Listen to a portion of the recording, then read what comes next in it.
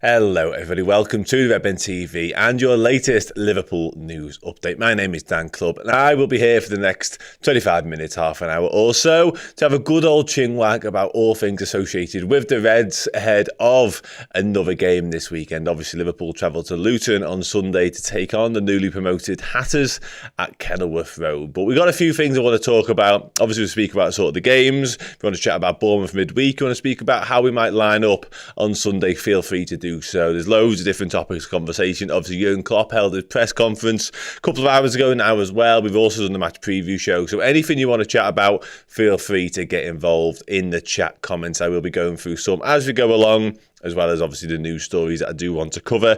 And Craig Flynn kicks us off up the Reg and Never Walk Alone. Hello, my mate. Hope you are well. This Friday afternoon, it's quite rare that I'm in on a Friday. Normally Friday's a day off for me, but here I am. I was off yesterday, so refreshed and ready to go, kind of. It's Friday afternoon. I'm very much got my eye on home time. Plo, afternoon, Reds. Afternoon to yourself, mate, as well. Hope you are well. I'm looking forward to the weekend, everybody, not just from a Liverpool perspective, but just generally as well. Yeah, let's get into it then. And I'll start with a story from our mate David Lynch at This Is Anfield. And it's about Max Eberl. Obviously, the sporting director recently left his post at RB Leipzig just as that advert comes right across the screen. Would you look at that? They know what they're doing, don't they? There we go, it's gone. Yeah. He recently left his post at RB Leipzig, left as their sporting director, with links continuing towards a move to Bayern Munich. He's also been quite heavily linked to Liverpool in recent days and indeed weeks. Liverpool obviously have Jorg Schmadtke at the moment in the post. I'm not entirely sure how long Schmadtke will be with us, but I've been saying that for quite some time, if truth be told. So his current contract is actually until January. So it'd be interesting to see sort of whether we extend that.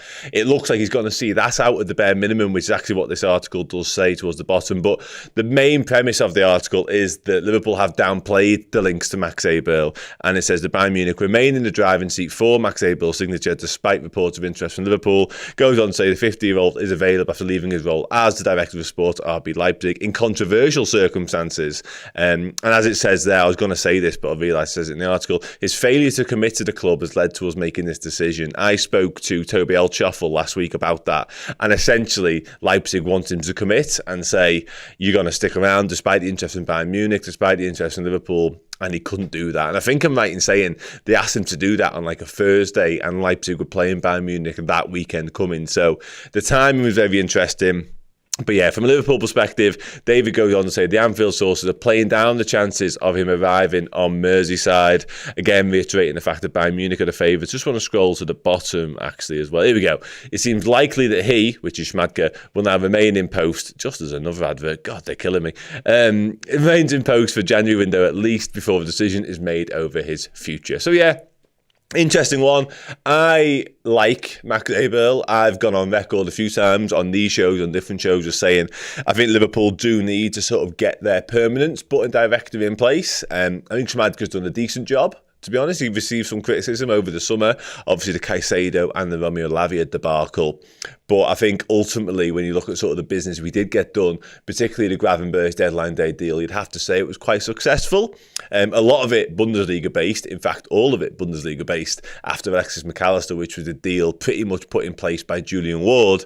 So all the Schmadtke stuff has been Bundesliga based, and it's interesting that since the summer, a lot of the links have continued to be Bundesliga based as well. Almost, not everyone, but a lot of the new names we get linked with. I've seen Maxi Bayer the other week from Hoffenheim was linked to us. A lot of the new names, a lot of the new faces do tend to stem from the German division, which makes sense with Schmadtke still being in post, of course. But yeah, I like Max Eberl. I would like to see us go and get Max Eberl, if truth be told, because I think he's your long-term option. As I say, I think Schmadtke, he might do January, he might even do next summer's window potentially, but given the fact that we got him out of retirement he retired whilst he's at Wolfsburg, and he's retired for like 2 or 3 months maybe before he came out and did this job, I don't think it's like a long-term fit personally, but we'll see. Just want to pop into the comments now. Yeah. Callum Alexandra is talking about Andre. Andre playing a Libertadores final tomorrow night. Wonder how long it'll be before we officially make an approach there. Yeah, I don't think it'll be long, if truth be told. I know Andre himself was speaking in this week just gone about the interest from Liverpool, and how we said it wouldn't be right of him to have moved on. I think he was open to the move, to be honest, but the fact that Fluminense were desperate to win the Copa Libertadores, this would be their first time doing so if they beat Boca Juniors tomorrow night, as you say. I think it's on 8 o'clock, and I'm pretty sure it's on UK television anyway, so one to keep an eye on there. Anyone who's seen me say anything in recent weeks about Andre will know I am fully sold on Andre becoming a Red in January. So I really hope so. I think the deal makes so much sense. I think he's a brilliant player. I think he really sort of completes the set in terms of our midfield rebuild. And I know Jurgen Klopp mentioned Thiago being fit again in the new year. I don't know, fit again to play for us or fit again to move on. I just don't know anymore with Thiago. And I'm one of Thiago's biggest fans. I really am. I think he's a wonderful footballer. I really do. I think he's so good to watch. Similar to what Pep Lijnders said the other day, actually, like, had he been available for the start of the season, imagine him just dropping into games here and there for us with what we've already got. It would have been a joy to watch. But even me, the most staunch fan and biggest fan of Thiago, like I say, even I'm starting to just get a bit like, probably should just go now.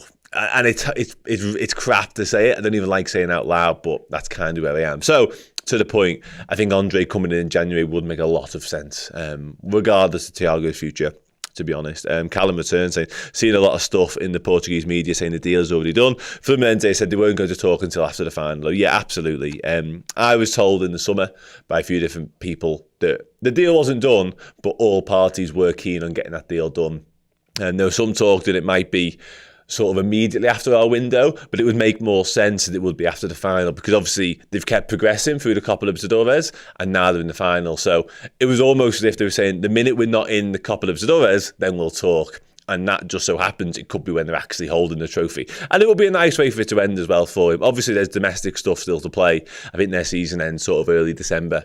So we might have a good few weeks off as well before potentially, hopefully, becoming a Liverpool player. Sam Whitwell says, Dan, absolute legend. How's it going, mate? Yeah, I'm all right, mate. Yeah, I can't complain too much. I was a little bit under the weather earlier this week. The good old British weather got the better of me. I was fine. Like, I carried on working and stuff, but I was a little bit rough. Bit man-flu-y. And I'm sure all men out there will understand what I mean by that. It is crippling, absolutely crippling. But I'm all good now. Back to 90%, I would say, which I'm sure will become 100% by tomorrow. But yeah, I'm good, mate. Long story short, I hope you are as well. I'll go for a couple more comments. Craig Flynn, I agree with you, mate, 100% wholeheartedly. It is a shame about Thiago because he is so good. So good to watch. And as I mentioned a moment ago, had he have been just sort of a luxury player for us for this opening 8 weeks of the season, whatever it's been now, more of international breaks probably, he would just be amazing. Imagine dropping him into 20 minutes of footy matches here and there, because why not? Just to see out a game. Even that Spurs game, who knows what could have happened had you had Thiago at our disposal on the bench. But yeah, ultimately, his Liverpool career will go down, unfortunately, as a bit of a shame, because we've seen moments of absolute genius, like his debut against Chelsea. That second half was just an elite masterclass of how to run a game of footy. The strike against Porto, the countless incredible passes he's played, the class in which he does almost everything has been joyous. And I was so pleased when we signed him, but unfortunately we just haven't got the best out of him at all, have we? Nice one, mate. I appreciate the love. I'm okay. I'll be fine. Lee Whisker says, surely nobody will buy Thiago until he is fit, rather. I think you're probably right, and it's interesting Klopp's time frame on that. I've been like a little bit cynical in saying Liverpool might just get him fit for sort of the Christmas period, which is two things. It's when you want him fit the most, because that's the busiest, most hectic sort of schedule in the entire year. So having Thiago would be handy then, but also it's right before the January window. So if all of a sudden he plays 5, 6, 7 games, not starting them all necessarily, but he plays some football, you can show the rest of the world that he is fit and available, and maybe you do cash in on him then. Now, cashing in on him obviously wouldn't be a great amount of money because he'd be in his final 6 months of his contract by then. But if you did get 10, 15 million for Thiago in January, something like that, you're only paying, I think it's around 25 million for Andre. Like, you're not far away from paying it all off with one transfer there, which would just be incredible business. It really would. So, yeah, I certainly don't think Thiago will be getting a new contract. Let's put it that way, to be honest. But in terms of the man overseeing these contracts, overseeing these transfers, it looks like it's going to be Schmadtke for January, and then thereafter, who knows? Let me know in the comments what you think. Do you want Eberl? I had a quick look before I came on air, sort of Eberl's standout business. He was at Borussia Mönchengladbach before he joined Leipzig. So two decent sort of pedigree German clubs there, of course. Jan Sommer was one that he signed. Nico Elvedi, Marco Reus as well. Granit Xhaka is on the list. Marcus Thuram is on the list of people he signed as well. So not a bad track record, but I think it's more the model and the sort of the style of the business he's done that would interest FSG and would interest Liverpool in our current state and the way we go about business, basically. I think he'd just be a perfect fit. But yeah, let's see. Dave, one of our YouTube members, comes and says, I'd hate to see him go, but if it means getting Andre as well as Inacio in January, I think ripping the band-aid on Thiago is the wise decision. Yeah, quite possibly correct, mate, to be honest. And I'll come on to Inacio in just a second. But before I do, Lee Wiskett says, I don't think Schmadtke's done that badly. No, neither do I. I think Schmadtke did a decent job in the circumstances, all told, in the summer. He came in with some criticism, like I said earlier, the Caicedo stuff, the Lavia stuff. But I think his hands were pretty much tied with the Lavia stuff. I don't think that was all down to him. And as for the Caicedo stuff, ultimately, I mean, that was just up to the player and his agent. They'd already had the heart set on Chelsea. We were just their backup. And it pains me to say it because we should never be Chelsea's backup, but we were. And I think a lot of that comes down to agent fees and that type of stuff and sort of the money involved, even the salary involved potentially. But Caicedo and the agent had the heart set on the Chelsea move. And we were an afterthought on that in every sense of the word. We came to the party late, therefore we missed out. They've been sort of courting him for months prior to that move. But at the time, I thought it was a shame. But, I mean, when you look how it's going now, yeah, I'm not quite sure we did miss out necessarily. Motos, albeit I think Caicedo would have been brilliant for Liverpool under Jurgen Klopp, not the mess that's going on at Chelsea right now. Moto Ali says he signed Sobbo though. Just that signing is enough. Yeah, if Schmadtke was indeed the one who uncovered Szoboszlai's release clause, and I have no reason to believe he wasn't, by the way, then job well done, sir. I wish you luck in anything you do next, quite frankly. Justin Tay says, how good is Nunes? And it's just disappeared. There it is. What a player. You'll never walk alone. Yeah, what a player. Indeed. And he is absolutely, I said it the other day on something, he's feeling himself right now. Not in that sense, but he's just backing himself absolutely. Like his confidence is sky high, and you've just got to run with it. When a player like that is in such a rich vein of form, you've just got to keep going. So much as I love Cody Gakpo, but on Sunday against Luton, it's just Nunes. It just has to be Nunes. It's as simple as that. Iota? I'm sorry. That's a devilishly difficult name to say. If we get Inacio and Andre in January, it'll be scary how quick we moved on from ropey, aging squad to one full of real quality and youth. Yeah, and you know what? As much as I love this Liverpool team right now and the whole squad, I think it's boss. Like, I honestly think anything is possible this season. I really, really do. And it's so exciting. Those two signings do it. Like, I would bite your hand off for those two because I do think we need the long-term six still. I don't think it's McAllister. I don't think it's Endo. I think they're both fine. And Stefan Bajcetic, whenever he becomes fit, is also fine. But I think an Andre, he's 22. He's more than just a six as well. He's not even just a destroyer type. He controls games of football. Anyone who hasn't watched mine and Josh's deep dive on him earlier on this week, and Josh was brilliant. He waxes lyrical about how Andre just runs games. He's got a bit of Thiago in him, whilst also having that defensive gnarl and that sort of stuff. He's just tailor-made for what Liverpool are trying to do right now. And the Inacio, left-footed centre-back, can play left-back as well. We spoke about that all summer. You've all heard me say what I think about that, and yeah, I agree. That'd be it. And interestingly enough, I'm bringing this into the equation now. I'm not quite sure why, but I'm gonna. The Joel Matip conundrum, if it is even a conundrum right now, because he himself is playing brilliantly, but he's out of contract in 8 months' time, is it now? Something like that. You could give him a new deal. Of course you could. Like, he probably warrants that right now on current form. Whether you do or not is a different question. It might be a little bit of a risk, but I don't even think you need to, because I think Jarell Quansah's boss, and I think Jarell Quansah might be Joel Matip's squad replacement. I really do. I think he's that good. So, yeah. Anyway, exciting times. Token X says Sobbo will get Ballon d'Or. Yeah, I hope you're right, mate. I think I think he's that good.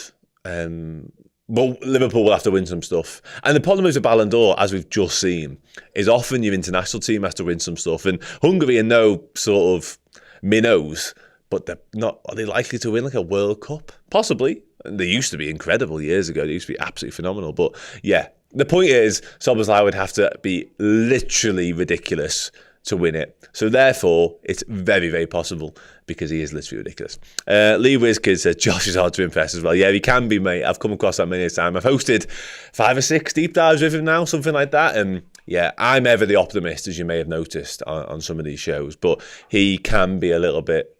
He's a stats guy, isn't he? That's why he goes by the cold, hard numbers often, not necessarily always the eye test like some of us. So if the stats don't prove it, then he ain't interested. But with Andre, he was very excited. He really was. So, yeah, good times.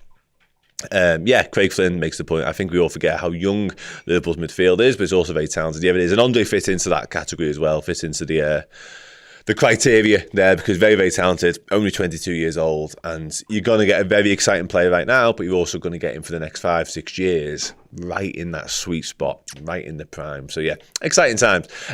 Speaking of Inacio, we mentioned him a moment ago. There was reports yesterday. I've got 2 sort of angles to bring you on the Inacio stuff. There's some reports yesterday saying Real Madrid are front runners, Real Madrid are now favourites to sign him, all stuff like that, because Sporting Lisbon would prefer to sell to Real Madrid, whatever that means. I'm not quite sure. Obviously, they basically doubled his release clause in the summer, taking it to around the £65-70 million mark, depending on current exchange rate and stuff like that. But Fabrizio Romano has dampened the rumours or reports that Real Madrid are sort of very much likely to sign him. He said, nothing is done. I'll get the full quote in just one second. Here we go.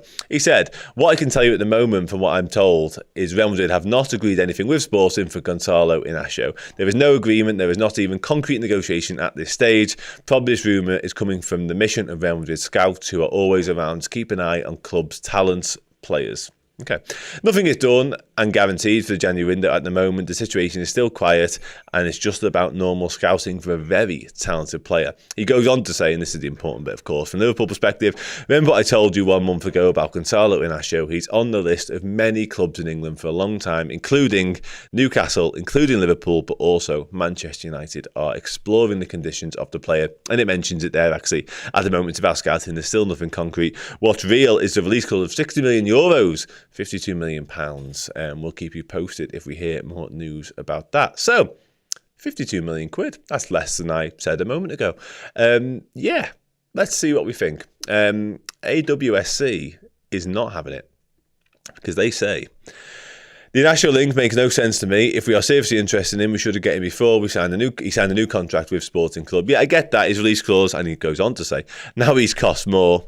His new release clause rising from €45 million to current 60 million. Yeah, absolutely. And I take the point, and I think I spoke about this a week or so ago on this show. And yes, you are right, of course. Of course you are, because they're all facts. However, what I would say is Liverpool often like their players to have played a certain amount of football, to have a certain sample size, before they make a judgment call on him. Now, that's not to say, Liverpool were right in not going for him in the summer. And I'm not even saying Liverpool will definitely go for him in January.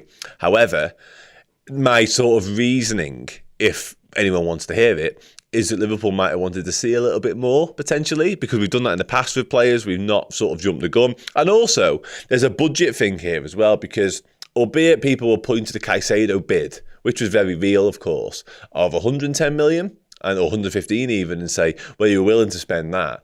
Liverpool have a track record of sort of jumping ahead in their transfer budget if they think it's the right thing to do. We did it with Cody Gakpo, we did it with Luis Diaz. We pulled the trigger on those two early because we were worried about Manchester United and Tottenham, respectively, jumping the gun and getting ahead of us in that particular race. Now, I think we were willing to sort of dip into future budgets to get Caicedo over the line because we felt, rightly or wrongly, Caicedo was the answer to all of our problems. That doesn't necessarily mean we had £150 million just kicking its heels in the summer. We went and spent 36 more million, was it, on Ryan Gravenberch? So that would suggest there wasn't just money swashing about everywhere. I think we did potentially sort of dip into the future budget for the Caicedo bid. So yeah, who knows is the answer. But I yeah, I get the point, and obviously 20 more million you have to pay now for Inacio or thereabouts doesn't make loads of sense, but yeah, if we wanted to see some more of him playing football, and maybe we're weighing up the options because, you know, Piero Hincapié at Bayer Leverkusen remains on the list of options potentially as well, but I think my overriding feeling in all of this is signing a left-footed centre-back who can also play at left-back should happen. Simple as that. Now, that isn't Jarell Quansah because he's not left-footed for a start and he can't play left-back. Luke Chambers is fine as a kid, but he's a kid. I think he's very talented, but he's too young, not ready yet. I think we should go and sign one. Possibly in January, definitely in the summer, without a shadow of a doubt.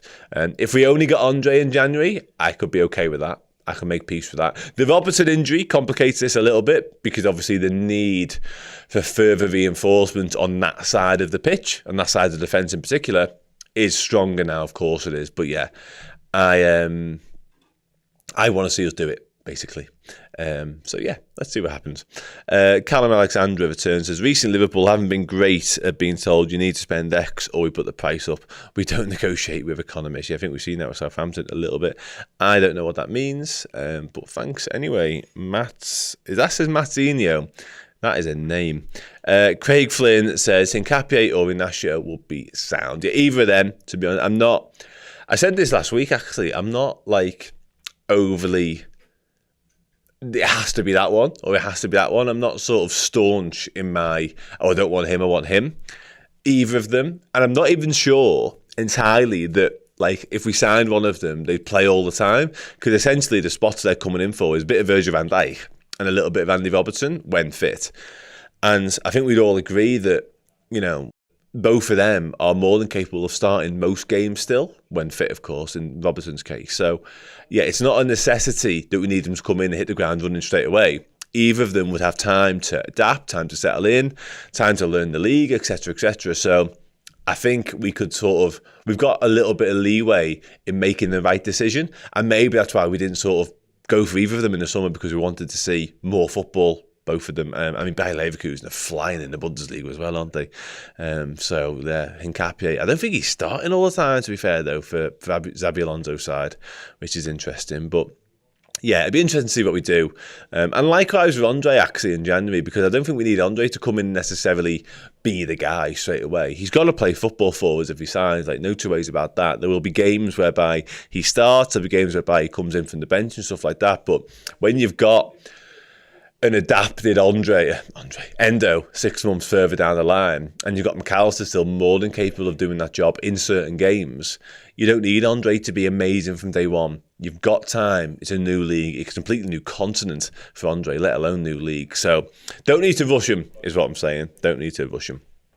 Callum Alexandra says, not sure that's true with Virgil anymore, to be honest. Since his ACL, he's looked ropey on occasion when we've been playing twice a week. Having two decent centre-back pairings would be a huge boost. Yeah, it's the thing is, though, you're right in essence, but at the minute, he's not having to play twice a week very often. We've seen in the midweek game at Bournemouth, because of Quansah, because of Matip, because of a little bit of Joe Gomez, both he and Canate had his own fitness issues, of course. So not having to sort of push them to the limit all the time is doing us a lot of favours, like it really, really is. So you're right, but I think Virgil van Dijk, used accordingly, i.e. one game a week at the minute, I think he looks back to his best. I really do. I think he's been brilliant. I think his last couple of performances have been right up there with the best we've seen from him, certainly in Nottingham Forest game. So I take the point about 2 games a week, but the more we don't have to do that, the better version of Van Dijk we're going to see. So yeah, let's hope that remains the case.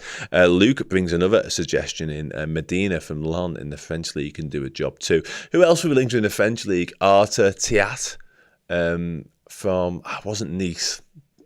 The Belgian left-sided centre-back. Where he plays has absolutely escaped me. Somebody will know in the chat. Somebody can drop it in. Vase of Flowers says, Eberl is an anagram of BL and Inacio is an anagram of... I'm so confused. Sorry. I'm going to have to ignore. I'm sorry. I don't know what that means. That's too much for me today. I mentioned earlier on I'm a little bit ill. I can't deal with that. Lee Whiskers says Endo will be away for the Asia Cup same time as Mel was away at AFCON. Yeah, that's another thing. I think it's only like 2 or 3 games potentially, hopefully for both of them. I know if I say hopefully, it's a weird one that, because you want Egypt to do well for Mo's sake, but also you want him back as soon as possible. So difficult one to sort of weigh up, but I think I'd just about favour getting him back as soon as possible. And likewise Endo in Japan, to be honest. But yeah, if we were to sign Andre, or indeed, any other defensive midfielder, then it would cover the time Endo is away. And Tom Mooney makes the same point, need some depth for during AFCON. Yeah, the issue is with depth on the right wing, I don't know where we find it. Oxlade-Chamberlain did it sort of previously when Salah went away, and he's not here anymore. Do you see Diogo Jota out there? Jota feels like the one, maybe Diaz perhaps. I mean, Ben Doak is still around, of course. I don't know. I haven't seen the fixtures. I probably have, but I've forgotten them right now. But the fixtures and who we play during the AFCON will be interesting, because can you get by with Ben Doak potentially? You know what I mean? Because he is so talented. He really is. I know he's been injured recently, but he is a bright prospect. So I would like to see him get a game while Salah's away. Motor Sir Ali says, if we win the Champions League, Virgil would have had to play 2 games a week, but don't have to exactly yet. And I think we've seen that already, haven't we? I think he's played some minutes in the Europa League, but no, he's not necessarily called upon all the time. Craig Flynn says, yeah, Virgil van Dijk has been excellent this season. Absolutely, he has. KJSJ7. Verge is definitely starting to gain that commanding aura again, but for now, happy he's going under the radar. Yeah, he is. I think it's interesting that Liverpool are going under the radar as well. I spoke about this on the match preview this morning with Jay and Abby, because nobody's really talking about us yet. Everyone's still almost just remembering how bad we were last season and kind of forgetting the fact we might be good again. Only us, like this inner sanctum of Liverpool fans, are saying, do you know what, we look the business again here. And given the fact that we face a lot of adversity this season, and the fixture list has been quite tough as well, things are happening. And the fact that, like you say, we are flying under the radar and nobody's really talking about us yet, individually or as a team, I think suits us down to the ground, to be honest. Arsenal is also interested. Andre, yeah, they are. And I've seen their sporting director, Edu, visited Fluminense recently as well. They can just go away. They can keep their hands off. Yeah, it's not your fault, mate. It probably makes loads of sense. I hope you get some sleep at some point. But like I say, I'm not 100%. So, yeah, it's probably my fault. Plu says Sabo on the right. Yeah, maybe. We've seen a little bit of that in the midweek game in Bournemouth. And I think by his crazily high standards, he didn't have the best time of it. He played like an hour in the right and he wasn't great. Lee Rizkid said the same thing. And I know he did it at Leipzig, I do. And possibly... Tom Mooney says, could Gakpo do it? Maybe. I don't know about that. I mean, he's versatile. He's played left, central, attacking midfield, etc. But I'm not sure. No, there's no perfect fit. And the reason there's no perfect fit is because you don't have an understudy to Mohamed Salah, because you don't really need one. The only time you ever seem to need one, touch wood, is when AFCON comes around. Other than that, he's bulletproof and an insanely good footballer. So you don't have Mohamed Salah understudies, because why would you? You know what I mean? We had Shaqiri for a bit, who kind of did it a little bit. Ox a tiny bit as well. But generally speaking, yeah, you don't need him.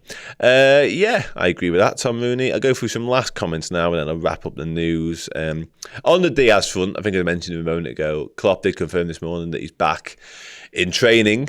It's up to him whether he plays or not. It'll be interesting to see how the next sort of 24 hours go down in Colombia. Hopefully, fingers crossed, we've said this for a few days now, hopefully his dad has returned safe and well. And Diaz, because he has trained, can travel with the squad, maybe even play, who knows. Let's leave that up to him entirely. It'd be great to see him. It would be a really sort of nice distraction for him, I imagine, for everything that's going on. But again, has to be his decision for me, that one. And KJSJ7 says he'd ask Harvey to fill in while Salah is gone, but he can share the role with Doak. It kills the other forwards on the right. Yeah, I agree with you on the final point, to be honest. And Harvey's another possibility. So there are options there, but none of them are perfect. Mentioned a moment ago, we're not getting the best out of Szoboszlai there. Harvey Elliott's probably not quick enough to do sort of a Mohamed Salah imitation. Ben Doak's so young. None of them are perfect. Jota, Diaz, Gakpo, all out of position. You get my point. JD says, isn't one of Liverpool's top men over there to watch the Copa final? I have seen those rumours. I can neither confirm nor deny whether that is the case. What I can tell you is I will be watching that Copa Libertadores final, because why not? Anyway, and also the fact Andre's playing adds a little little element of intrigue to it for me. Luke says Doak and Harvey can cover for Mo. Yeah, absolutely. Tom Mooney, is Cade Gordon still about? Yes, he is. I might be watching him tomorrow. I'm going to the academy to watch the under-18s and the under-21s tomorrow. So, and I bring that up because I watched him last week at the academy. He came on for the final half an hour against Benfica B, but he has been very injured for quite some time, and they are being very, very careful of how they reintegrate him back into playing footy. But yeah, he's still about, and he still looks lively. Let's hope he can get back to fitness fully up and running sooner rather than later. And Josh Gerges says, what time is it on? I don't know where you are, but it's 8 o'clock UK time. I'll tell you that. So that's GMT. Yeah. So work it out based on wherever you are in the world. I can't help you any more than that, I'm afraid. Yeah, I will wrap up. So no worries, no problem at all. Craig Flynn says, could Liverpool possibly bring in a right winger on loan for cover for Salah when he goes to AFCON? That'd be mental. Mental. I would love that so much, but I don't think we will.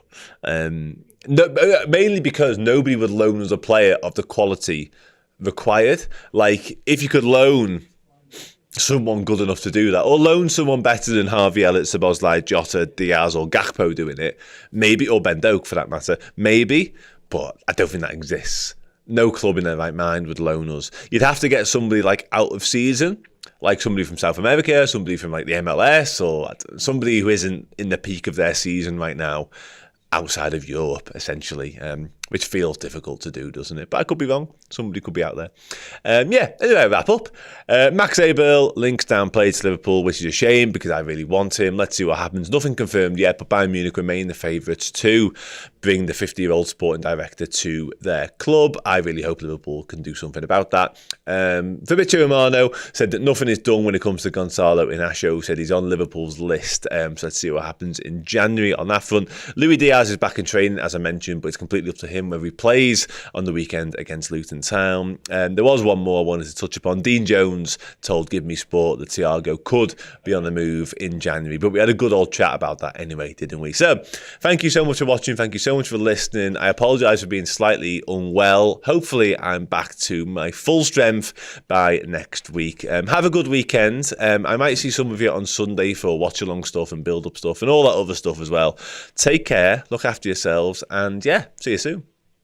Thank you so very, very much for checking out the video. If you enjoyed it, drop a like. The season is now well underway. If you need extra Redmen content, be it podcast, videos, documentaries, interviews, and general shows, fill your boots on redmenplus.com today.